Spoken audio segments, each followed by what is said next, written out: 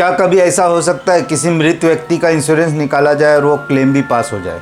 जी हाँ, हम बात कर रहे हैं यूपी के संभल की, जो ये गिरोह मृत व्यक्तियों का भी इंश्योरेंस निकालते थे और क्लेम भी पास करवा लेते थे। ऐसे एक नहीं बहुत सारे धोखाधड़ी केस सामने आए हैं। इस वीडियो को अंत तक जरूर देखें। अंत में आपको विश्वास ही नहीं होगा कि ऐसे धोखाधड़ी भी हमारे देश में होते हैं। जामतारा के बारे में तो आपने सुना ही होगा। जामतारा के स्कैमर्स ने अनगिनत लोगों के साथ फ्रॉड किया था। अमीर, गरीब, मजदूर, गांव के छोटे दुकानदार, छोटे किसान, इन सभी लोगों को इन्होंने शिकार बनाया था।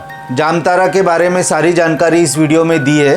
अगर जामतारा की विस्तृत जानकारी चाहिए तो इस वीडियो को ज़रूर देखें। लेकिन मैं आपको इस जामतारा की कहानी नहीं बता रहा हूँ कि कैसे उन लोगों ने लोगों के साथ धोखाधड़ी को अंजाम दिया। आज की कहानी मैं बता रहा हूँ जिसे सुनने के बाद आपको विश्वास नहीं होगा, लेकिन ये सच है। एक अजीबोगरीब कहानी।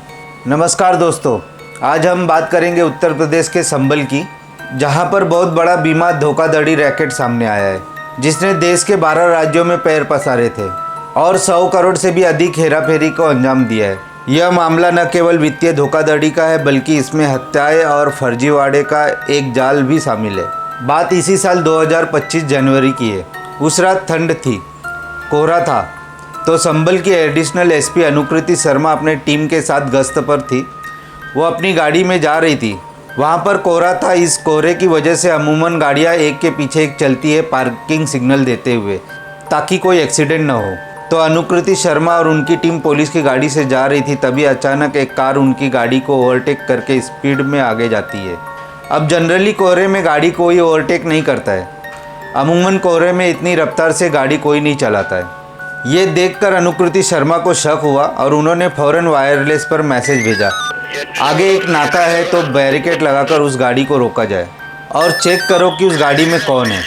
तो जैसे ही वायरलेस पे सूचना मिली, वहाँ पर तुरंत बैरिकेड लगाकर गाड़ी को रोका गया। उस गाड़ी में 2 लोग थे। जाहिर सी बात है कि एडिशनल एसपी ने उनको रोकने के लिए कहा था, तो पुलिस द्वारा उनसे पूछताछ की गई। तब तक वहाँ पर अनुकृति शर्मा एडिशनल एसपी भी पहुँच गई। तो वो अपनी गाड़ी से उतरी और उनसे पूछने लगे कि आप लोग इतने कोहरे में गाड़ी ओवरटेक करके अपनी जान खतरे में डालकर कहाँ जा रहे हो? तो वो दोनों घबरा गए। वे लोग कुछ बता नहीं रहे थे। वे बोल रहे थे, नहीं बस हमको कहीं पर जल्दी पहुँचना था। तो अनुकृति शर्मा एडिशनल एसपी ने अपनी टीम से कहा कि गाड़ी की तलाशी ली जाए। जब गाड़ी की तलाशी ली गई तो उसमें से 11.5 लाख रुपए कैश मिले। 11.5 लाख बड़ी बात नहीं थी, किसी काम से रखे होंगे। लेकिन उनकी गाड़ी पर नज़र गई तो उनको 19 अलग अलग नाम से क्रेडिट कार्ड बरामद हुए। तो उन्होंने दोनों से अपना नाम पूछा। एक का नाम ओमकारेश्वर और एक का अमित था, लेकिन वो कार्ड सब दूसरे के नाम पर थे। तो उन्होंने पूछा, इतने सारे कार्ड किसके हैं? तो वो दोनों सही जवाब नहीं दे पा रहे थे। तब उनको गाड़ी से उतारा गया और गाड़ी की तलाशी ली गई। तब उस गाड़ी में से बहुत सारे पासबुक, चेकबुक और इंश्योरेंस कंपनी के बहुत सारे पेपर्स मिले।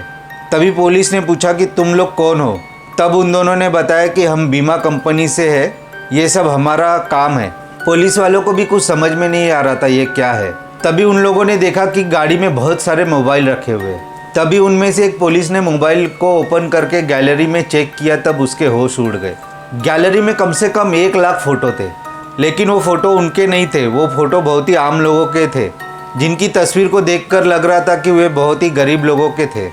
तो पुलिस वालों को लगा, ये दोनों इतने गरीब लोगों के फ़ोटो, और वो भी लाखों में, ये इन फ़ोटो का क्या कर रहे हैं? तो पुलिस ने थोड़ी सख्ती से पूछताछ की और मोबाइल को खंगाला गया। तो उसमें बहुत सारे मैसेज थे, जिनमें लिखा था कि हमें बीमा के पैसे मिल गए।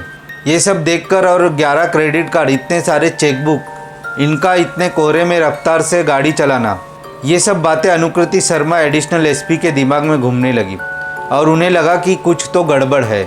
तभी तसल्ली से उन दोनों की पूछताछ की गई, लेकिन वो दोनों पुलिस को गुमराह कर रहे थे। तभी उन्होंने एक मैसेज को देखा जिसमें लिखा था कि हमें बीमा के पैसे मिल गए, और उनके पास से बीमा के पेपर भी मिले, जो कि 25 लाख का बीमा था। तो पुलिस की एक टीम उस पते पर पहुंची।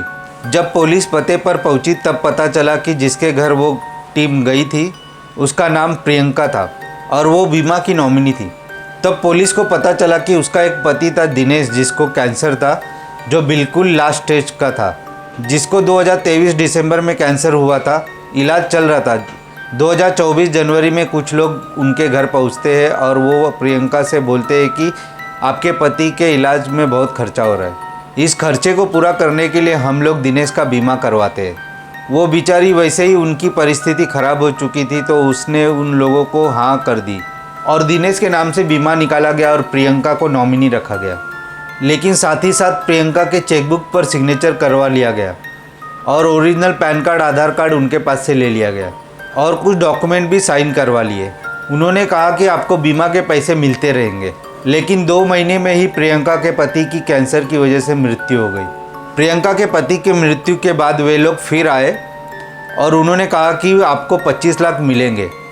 कुछ दिन बाद वो क्लेम के पैसे बैंक अकाउंट में आए, लेकिन वो सारे पैसे पहले ही निकाले जा चुके थे, क्योंकि उन्होंने बैंक अकाउंट में मोबाइल नंबर भी प्रियंका की जगह वे लोग खुद का मोबाइल नंबर बैंक अकाउंट में दिया था ताकि सारे मैसेज उनको ही जाए। जब पुलिस बैंक पहुंची तब उनको पता चला कि बीमा के 25 लाख आए भी और निकाले भी गए। बैंक वालों ने बताया कि ये अमाउंट प्रियंका ने ही निकाला है, क्योंकि चेकबुक पे सिग्नेचर्स प्रियंका के थे। प्रियंका ने पहले ही बता चुकी थी कि उसको 1 रुपया भी नहीं मिला है। पुलिस वालों को प्रियंका की हालत देखकर ये लगा कि प्रियंका सच बोल रही है, लेकिन पुलिस वालों को ये समझ में नहीं आ रहा था कि बीमा निकला इसके पति का, बीमा का पैसा भी आया और पैसे निकाले भी गए, तो पैसे गए किधर। तब संभल पुलिस हैरान हो गई। उन्होंने और तफ्तीश की और उस मोबाइल के मैसेज के दूसरे पते पर पहुंची। तब उन्हें पता चला कि इत्तेफाक से उस मृत व्यक्ति का नाम भी दिनेश था। उसने कुछ ही दिन पहले मोटरसाइकिल और ट्रैक्टर लोन पे लिया था। उसके बाद अचानक से उसका शराब पीना शुरू हो गया, जो पहले कभी नहीं पीता था। कुछ दिन बाद उसकी रहस्यमय तरीके से मौत हो गई। अब उसने ट्रैक्टर और बाइक लोन पे लिया था तो लोन चुकाने वाला तो मर गया था और उसका बीमा था। ट्रैक्टर और बाइक पर लोन बैंक ने माफ़ कर दिया और वो ट्रैक्टर और बाइक जो नॉमिनी होगा उसको मिल जाएगा। लेकिन वो ट्रैक्टर और गाड़ी बैंक से कोई और ही लेकर चला गया जो कि नॉमिनी था, लेकिन किसी को पता नहीं था वो कौन था। अब इसी प्रकार तीसरा केस त्रिलोचन नाम का, उनका भी उस गाड़ी से पेपर बरामद हुआ था। उनके नाम पर 5 पॉलिसी थी। तो पुलिस जाके उनकी वाइफ से पूछताछ की कि त्रिलोचन के नाम पर 5-5 लाख की 5 पॉलिसी थी, आपको मिली क्या? तब उसकी वाइफ चौंकी और जवाब दी, कब हुआ इंश्योरेंस? तब पुलिस वाले ने बताया कि इनका इंश्योरेंस 2024 में हुआ था।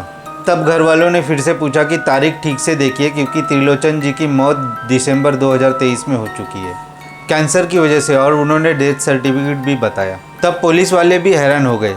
जो व्यक्ति 2023 दिसंबर में मर चुका है उसे 2024 में फिर जिंदा किया गया कागजों में बीमा के लिए, और 2024 में उनकी मृत्यु भी बताई गई।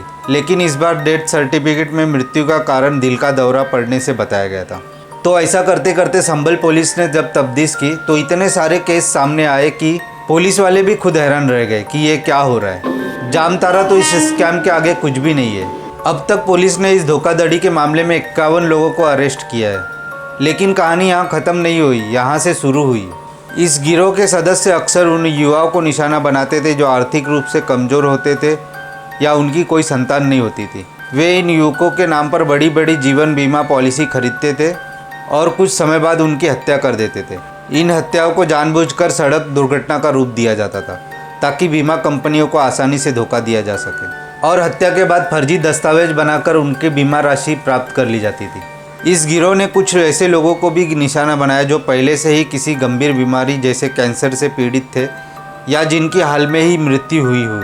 उनके नाम पर जाली दस्तावेजों का उपयोग करके नई बीमा पॉलिसी खरीदी जाती, फिर धोखाधड़ी से उनके मृत्यु प्रमाण बनाए जाते थे।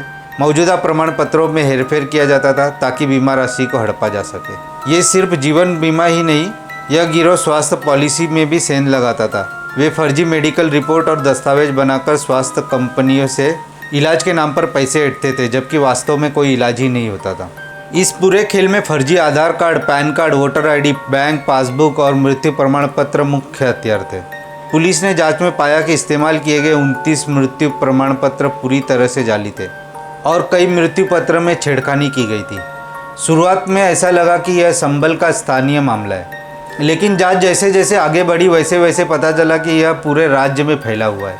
इस गिरोह के तार उत्तर प्रदेश के अलावा राजस्थान, हरियाणा, मध्य प्रदेश, गुजरात, उत्तराखंड, हिमाचल प्रदेश, दिल्ली, पंजाब, चंडीगढ़, महाराष्ट्र और गोवा जैसे 12 राज्यों में फैले हुए पाए गए।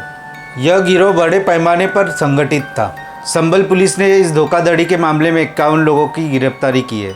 इस धोखाधड़ी में कुछ आम लोग ही शामिल नहीं थे, बल्कि कुछ ऐसे लोग भी शामिल थे जो इस धोखाधड़ी को अंजाम दे रहे थे।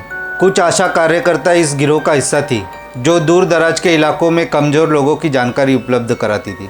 स्वास्थ्य क्षेत्र के भी कुछ लोग थे, नर्सिंग स्टाफ और अन्य स्वास्थ्य कर्मी भी शामिल थे, जो फर्जी मेडिकल रिपोर्ट और सर्टिफिकेट बनाने में मदद करते थे।